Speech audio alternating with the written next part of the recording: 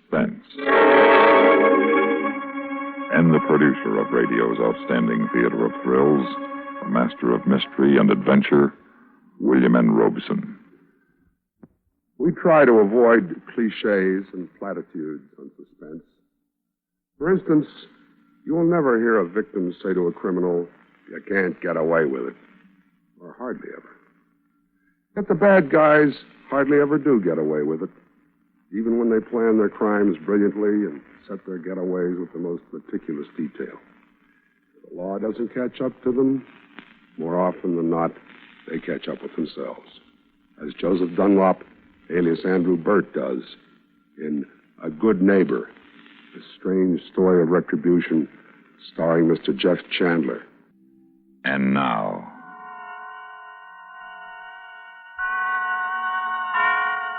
Mr. Jeff Chandler in A Good Neighbor, a tale well calculated to keep you in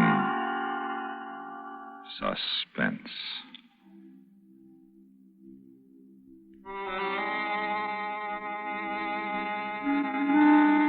I am a thief. I have stolen $150,000 in diamonds from my employer's firm. Last night, I left New York in a second-hand car, the jewelry in a steel box locked in the trunk. The theft will be discovered this morning. In a few minutes, I'll reach the place where I'll hide on this deserted Maine coast. Then I will take the cut stones out of the settings and put them with the other unmounted stones, and in a few days, I'll leave for Mexico. There, I will sell the stones to an agent I have contacted, and then I will go on to South America. My name now is Andrew Burt. I have identification cards and a passport to prove it. They were very expensive, but I will be very rich, and the police will be looking for a man named Joseph Dunlop who has vanished from New York.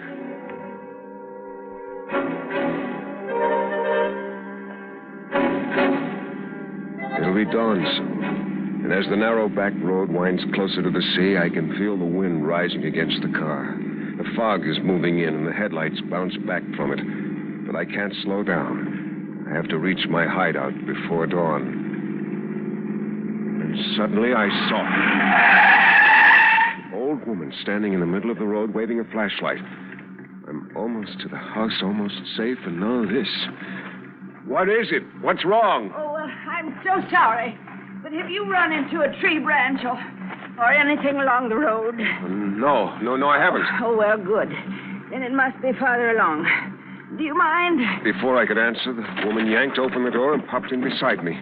Could be quite dangerous, you know. Well, something like that lying on the road. You drive very slowly. I'm sure we'll come to it. She was a short, skinny little woman. She wore a heavy coat and a thick scarf tied around her head. I suppose I should introduce myself. I'm Mrs. Poe. I live just over that rise. Oh, well, you can't see it in this fog. What's all this about a tree branch? I can't hear you very well. Just a moment, and I'll take off my scarf. Always wear it when it's windy. There, now. What did you say? What about a tree branch?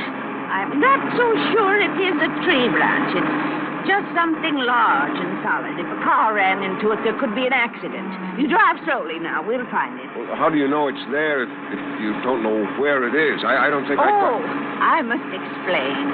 I saw this big thing lying in the road, and I got out of bed and came out to find it. Now, when we move it off the road, I'll go right on back to bed. It's much too early to be up. When did you see it? This time I was sound asleep. I woke with a start, and I saw it right before my eyes. Second sight, young man. I have second sight. I see things before they happen. Look! I could see it through the fog. A large, gnarled tree branch lying across the road. Second sight. I didn't believe her, and yet there it was. Oh, I am right. I am. Oh, that's very gratifying. Can you manage it? Drag it off to the ditch. Will my light help? She turned on a big square flashlight and aimed it at the trees along the road. See up there? A fresh break on that big elm. Oh, how exciting. Looking at this strange little woman, I wanted to get back in the car and get away from her and from the wind and fog, but I couldn't. The tree branch was blocking the road. How did she know about it? She could be a local character making a fool out of me, but why on this back road before dawn? I got hold of one end of the limb and dragged it into the ditch. Now, couldn't a thing like that wreck a car? Oh, yes, it could. I'm so glad you came along. I couldn't have managed it alone. No, I don't suppose you could. Odd that you should come along. I wondered who it would be. Everything's planned for us, you know. There's no coincidence. Are you driving far? I noticed all those groceries in the back seat of your car. I could tell her I was going north, but my house was too near, and she was old. She couldn't have walked far. She must live near my house. I had to tell her the truth. I'm just driving on to my house. It's near here. Where? Well, I've got a map in the glove compartment. I'm not sure just where. It's your house, and you don't know where it is. It was left to me 2 years ago. It's been rented until recently. This side of the village, there are only 2 houses. Mine and that old place on the cliff. Well, that must be my house. Such a lonely place for a young man to want to live. I knew it was vacant, though. Watched those renters move out last week. And to tell you the truth, I wasn't sorry to see them go. They weren't very friendly folks. Oh, that's too bad. Mrs. Poe, is it? Poe. P-O-E. Who are you? My name's Andrew Burt. Oh. But was anything wrong, Mrs. Poe? Oh, no. Just that I have feelings about people, Mr. Burt. And you... Oh, I mustn't keep you any longer. Your road is just round the bend, and there's a footpath behind us. I go that way. We're neighbors, you and I. I watched Mrs. Poe start down the road, tying her heavy scarf around her head. Then she was gone, swallowed up by the fog. Around the next bend, I saw the turnoff to my house. My driveway was a narrow, rutted road that wound up a sharp grade to a bluff above. As I drove over the top of the hill, I felt the cold wind from the sea rush against the car. It almost seemed to be pushing, trying to hold me back. The fog was thicker here, and I couldn't see the house. My house. I had visited my great-uncle here once, many years ago, but no one knew about it now. No one except the lawyer in Boston who had traced me. He had died a year ago. Suddenly, the fog thinned, and I saw my house. It stood square and bleak on the rocky land, 100 yards ahead. A gray, lonely house, weather-beaten and neglected. There were no trees, nothing to break the emptiness of the land. I put my car in the garage and went into the house. Inside, it was plain, almost bare, but clean and weather-tight against the wind. The wind. Did it ever stop? The wind and the fog. I'd be glad when I was finished and could leave this place. There was a note from the tenants telling me the telephone was connected and that my number was ring 2. They added the name of a man to call for ice and coal, but there was cordwood outside, and I had food to last a week. I wouldn't have to call anyone, and it was a cinch no one would call me. I won't answer it. No one knows I'm here. Mrs. Poe. Hello? Mr. Burt? Mr. Burt? Yes. Oh, well, I'm home, and so are you. That's nice. Are you comfortable? Very, thank you. Well, if you're sure. Now, if anything goes wrong, if you need anyone, you just call me. I won't need anything, Mrs. Poe. I hope so, Mr. Burt. But I have a feeling about that house. Well, you're not alone, Mr. Burt. You have a neighbor. A neighbor.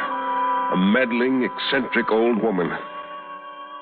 I had to be careful, not give her anything to gossip about in the village.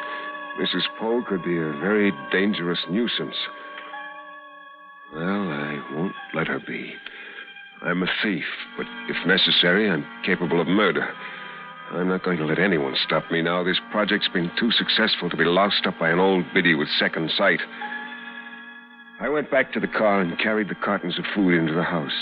Then I opened the trunk and took out the box. It was quite ordinary looking, the kind of steel box you buy for storing important papers. I locked the garage doors and went into the house, put the box on the kitchen table, and opened it. The diamonds. They caught the light and reflected it 100 times, shining and glinting in that cold, empty room.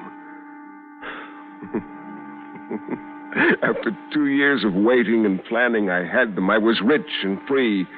Free of my dull, respectable job and my dull, respectable employer. Quiet, cautious Mr. Radcliffe. What would he do without me? What would he do without his diamonds? All he could do was tell the police and insurance people about Joseph Dunlop, a man they would never find. I even felt a little sorry for Mr. Radcliffe. He had trusted me so much. And now, well, he had his insurance. He could buy more diamonds. I spent some time getting the place settled. In case anyone should come to the house, it would look like I was planning to stay. Once I went outside to look over my property. The wind was getting stronger, blowing the fog into the dawn, and the smell of the ocean was clean and fresh. I could see Mrs. Poe's house a few hundred yards away on lower ground. She was standing on the porch of her house, and she waved to me. I didn't wave back. I went inside and had some breakfast, then slept for a few hours. At last, I started to work. The unset stones I put in a soft leather bag in my pocket, and then I started breaking up the set pieces. I cut the links off the jewelry and gently pried the stones from their settings. Then I hammered the metal out of shape. I worked slowly, carefully, keeping the bits of gold and platinum in a neat pile on the table and laying the diamonds out in a row. Oh, they were magnificent stones. I had chosen well. It was beginning to get dark when I finished. I looked at my watch, almost 5 o'clock. But one more part of my plan was completed. I gathered up the diamonds and put them in the leather bag with the uncut stones.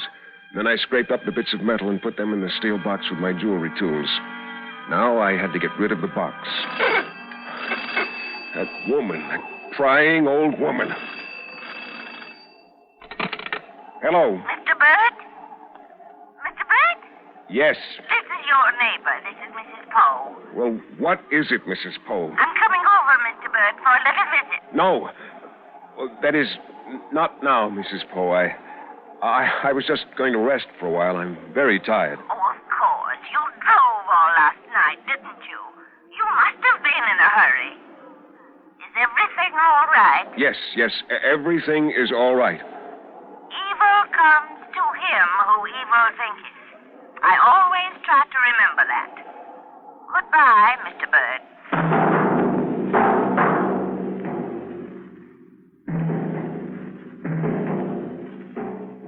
In a moment, we continue with Suspense. And now, we continue with A Good Neighbor, starring Mr. Jeff Chandler. A tale well calculated to keep you in suspense. That hateful, meddling Mrs. Poe. No, I can't let her upset me. She doesn't know anything. She's harmless. I must go on with my plan. I had to hide the steel box where it would never be found. Someplace. The sea. I'll throw it into the sea. I put on my coat, picked up the box, and went outside. I looked over toward Mrs. Poe's house. Was she watching me, staring out from the darkened windows? If she wants to know, I'll tell her. I'll tell her I decided to go for a walk to make me sleepier. I started across the barren, rutted yard. Then I turned off toward the protection of a shallow draw on the far side of the house. I could follow the draw to the cliff hidden from Miss Poe. It was hard walking across the fields. The wild grass whipped against my legs and tangled my feet. The cold wind rushed against me, making every step more and more difficult, until at last I reached the edge of the cliff and looked down at the sea more than 100 feet below. No, it wouldn't work. Below me were huge rocks, boulders piled high against the foot of the cliff and stretching out to sea. I couldn't drop the box here. It would land on the rocks to be found and reported. I had to hide it somewhere else. But where? I had no tools to bury it. It wouldn't burn. If I hid it in the house, Mrs. Poe or some other busybody might find it after I'd gone. I turned and looked behind me. I could see the top of my house in the distance and the smoke from Mrs. Poe's chimney. Again, I looked down at the rocks below me, and then the earth under my foot gave way. I slipped forward, struggling to throw myself back. I fell, sliding toward the edge. I clutched, tore at the grass. I grabbed a rock half buried in the ground and just hung there. I was half over the edge of the cliff, lying on my face, clinging desperately to the rock. Then I inched my way forward, away from the edge, crawling carefully forward until I was back on firm ground. I lay there shaking, my face buried in the grass. And slowly I got to my feet. The box. I dropped it. I got down on my hands and knees and crawled toward the edge again. And I saw the box. It was lying in the grass close to where I'd fallen. I reached out and grabbed it, dragged it back to me. I got to my feet and stumbled away toward my house. As I made my way back along the draw, I tried desperately to think of a place to hide the box, hide it where it could never be found. I wanted nothing to connect this house with the man I had been in New York. Then I saw the well. It was off beyond the draw. I pushed through the grass that was almost waist high, laid aside the steel box, and dropped to my knees beside the well. The top of it was almost even with the ground and covered with wide wooden boards. The few stones that had once been around the top had fallen away. I lifted one of the boards from the top and threw it aside. Then another, and another, and finally the last flat, heavy board was off. The well was about 5 feet across the top, lined with damp, slippery stones. I picked up a rock and held it over the top of the well and dropped it.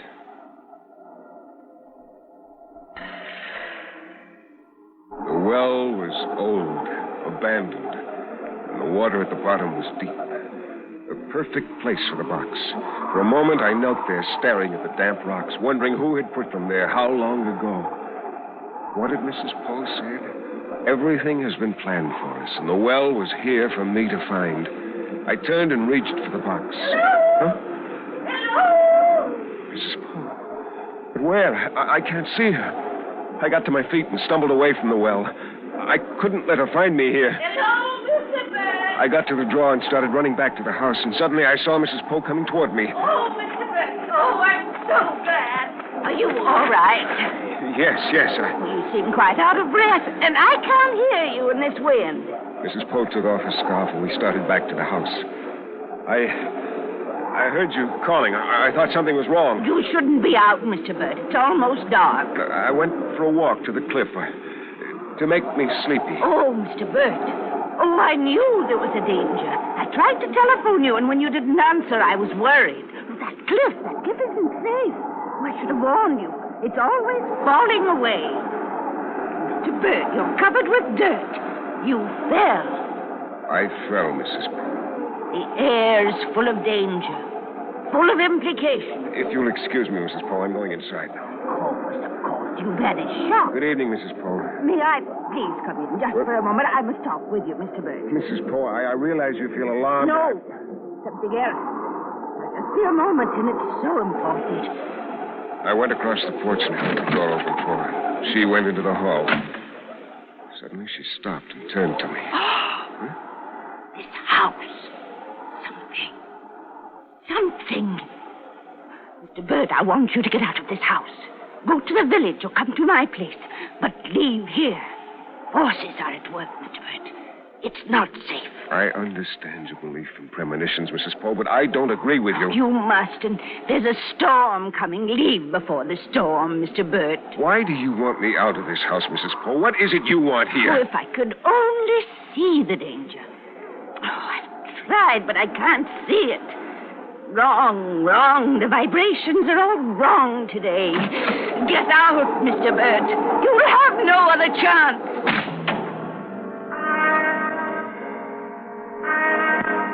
I watched her from the window as she started towards her house, leaning against the wind, tying that heavy woolen scarf tight under her chin. Had she seen me at the well? Or had she seen me leave and then come over and searched my house? Mrs. Poe was interfering with my plans. Why? She couldn't know about the jewelry. She knew about the trailing and the road. What was she after, hounding me, watching every move I made? Whatever her game is, she won't interfere with my plans. I can put a stop to Mrs. Poe as soon as I've gone back to the well and disposed of the box. I'd left it behind at the well. What if she finds it? No, not on a night like this. Her rude home is nowhere near the well, and with a storm coming, she won't be out again in this weather. I should go back now. Wind, it never stops, and it's pitch dark outside. I can wait until morning. I fixed dinner and ate quickly. After dinner, I lighted the living room fire and sat listening to the storm outside. I touched the pocket of my jacket, felt the leather bag full of the diamonds I'd stolen. I was warm and safe in my house.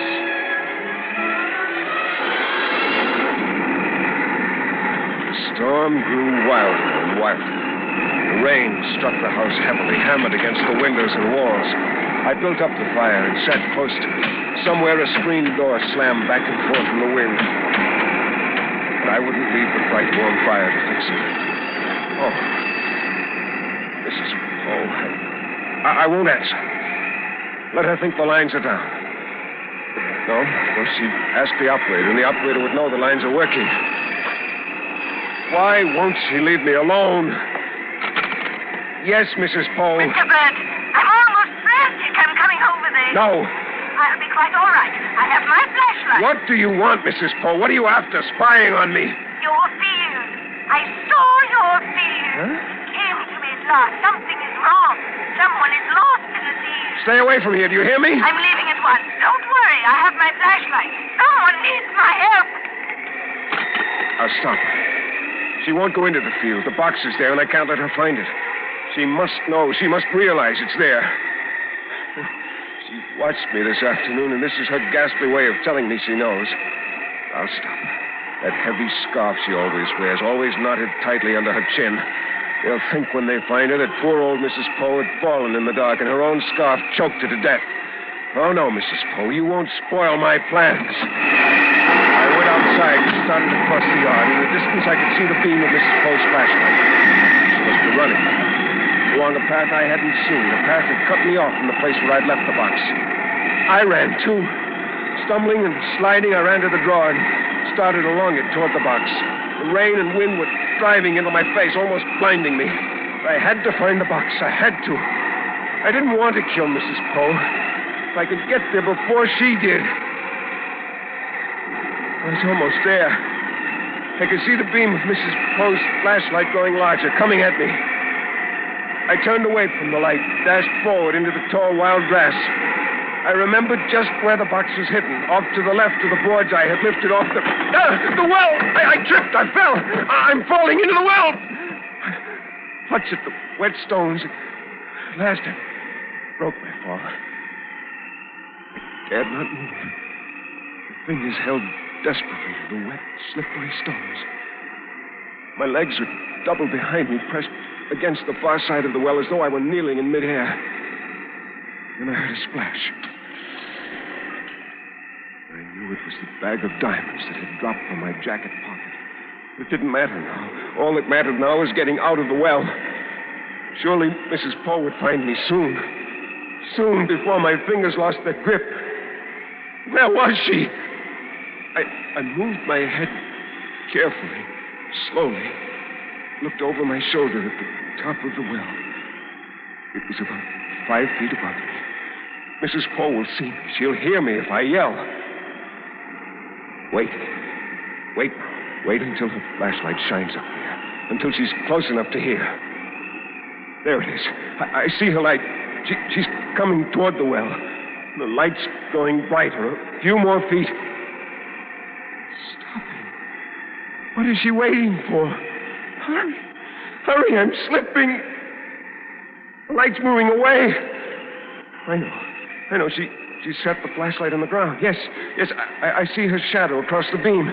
She's coming toward the edge now. Mrs. Poe! Mrs. Poe! My hands are slipping. I can't hold on to the rocks.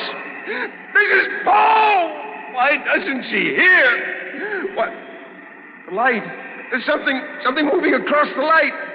There's something at the edge of the well. A board.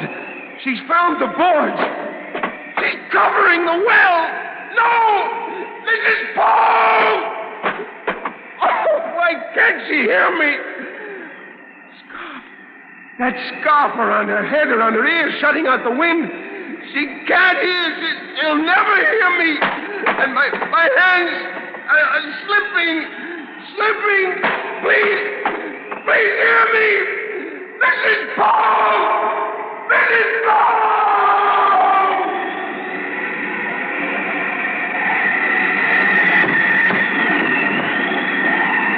There. Oh, I just knew there was danger out here tonight. That nice Mr. Burt. Why, he might have tripped over those boards and had a nasty fall.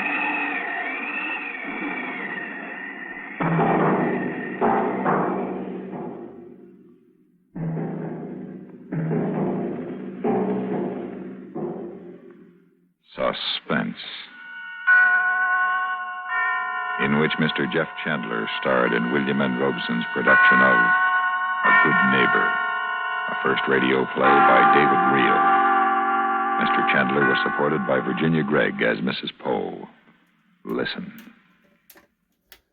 again next week when we return with another tale well calculated to keep you in suspense.